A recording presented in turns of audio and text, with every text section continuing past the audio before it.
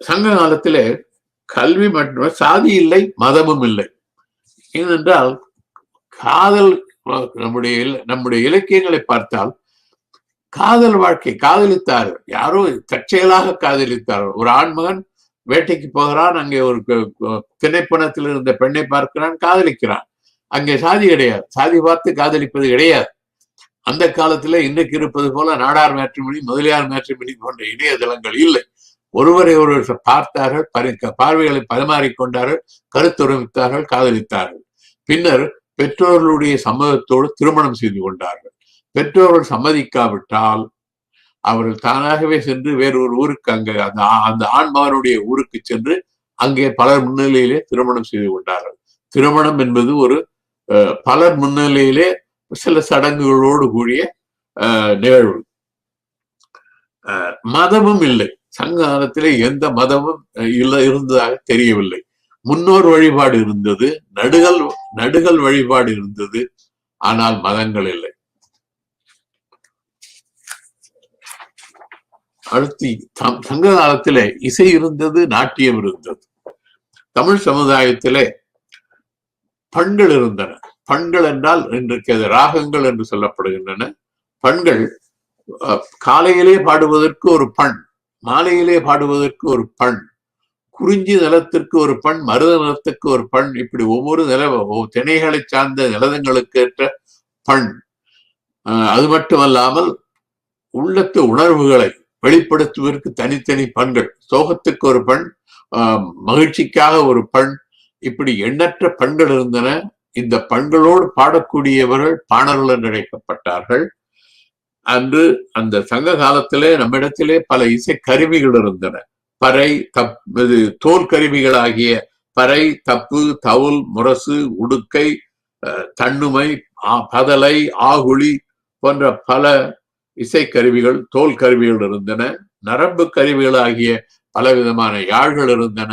காற்று கருவியாகிய புல்லாங்குழலும் இருந்தது. இந்த தமிழ் இசையை பற்றி விரிவாக தெரிந்து கொள்ள வேண்டுமானால் அப்ரஹாம் பண்டிதர், வி.பி.க. சுந்தரம், மம்முது ஆகியோருடைய நூல்களை படித்து பார்த்தால் தெரியும். நம்முடைய தமிழிசை பிற்காலத்தில் கர்நாடக சங்கீதமாக மாற்றப்பட்டது. சங்ககால தமிழகத்திலே நாட்டியம் இருந்தது. அந்த நாட்டியம் கூத்து என்று அழைக்கப்பட்டது.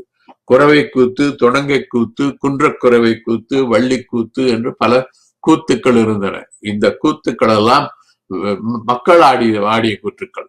அதில் விரலியர் என்பவர்கள் பாடல்களுக்கு ஏற்ப தங்கள் உடல் அசைவுகளாலும் முக குறிப்புகளாலும் பாடலின் பொருளை காண்பவர்களுக்கு விளக்கி கூறுவார்கள். அது அத்தகைய நாட்டியங்கள் தான் பிற்காலத்திலே பரதநாட்டியமாக மாறியது. ஆகவே நம்முடைய இசை, தமிழ் இசை கர்நாடக சங்கீதமாக மாறியது. நம்முடைய கூத்துக்கள் பரதநாட்டியமாக மாறியது.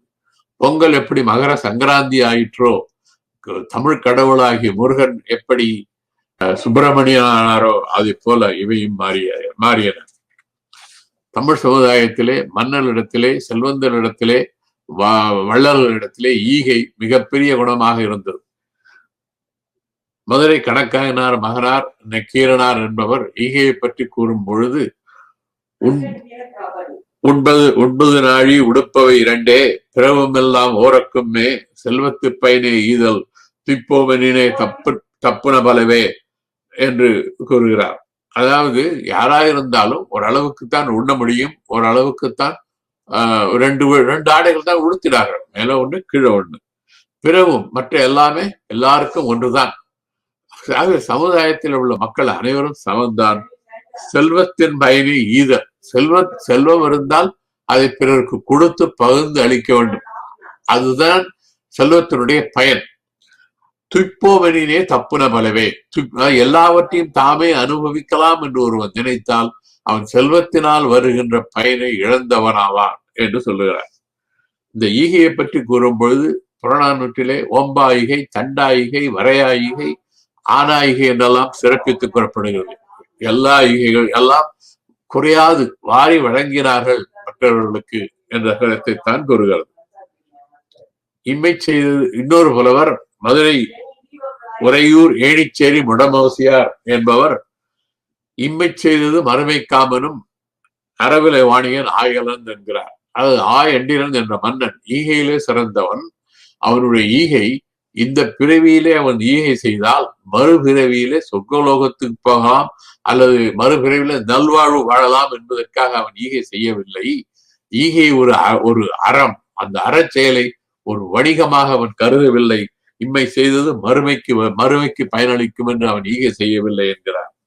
இவையெல்லாம் பகுத்துண்டு பல்லுயிர் ஒம்புதல் நூலோர் தொகுத்தவற்றுள்ளெல்லாம் தலை என்ற வள்ளுவருடைய குரலை போல தாளாற்றி தந்த பொருளெல்லாம் தக்கார்க்கு வேளாண்மை செய்த பொருட்டு என்று வள்ளுவர் கூறுவதை போல அந்த கருத்துக்களுக்கு ஏற்ற ஈகையாக இருந்திருக்கிறது. கொடையும் இருந்தது. ஈகை என்பது வேறு, கொடை என்பது வேறு. ஈகை என்பது வறியவர்களுக்கு கொண்டு கொடுப்பது. அது வறியார்கொண்டியதை ஈகை மற்றெல்லாம் குறி எதிர்ப்பை நீரதுடைத்து என்பார் வள்ளுவர். கொடை என்பது ஆற்றலிலும் அறிவிலும் புலமையிலும் சிறந்தவர்களுக்கு இந்த மன்னர்களும் வள்ளர்களும் செல்வந்தர்களும் பரிசாக கொடுப்பது, அது கொடை. அந்த கொடையிலே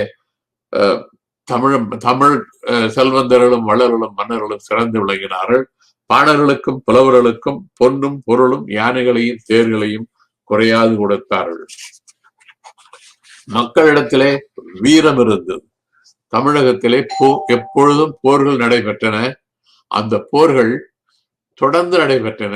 போர் நடக்க வேண்டும் என்றால் வீரம் இருக்க வேண்டும். மன்னனுக்கு மட்டுமல்லாமல் போரிலே ஈடுபட்ட அனைவருக்கும் வீரம் இருக்க வேண்டும். அவர் ஆண்மகன் போருக்கு சென்றால் அவனுடைய கடமை களிரெறிந்து பெயர்தல் காளைக்கு கடனை என்பார் பொன்முடியார். ஆகவே போருக்கு போவது மனிதனுடைய இயல்பாக இருந்தது. அங்கே ஒரு யானையை வீழ்த்தி வர வேண்டும், அதுதான் ஒரு ஆண்மகன் செய்யக்கூடிய செயல் என்று பொன்முடியார் என்ற புலவர் கூறுகிறார்.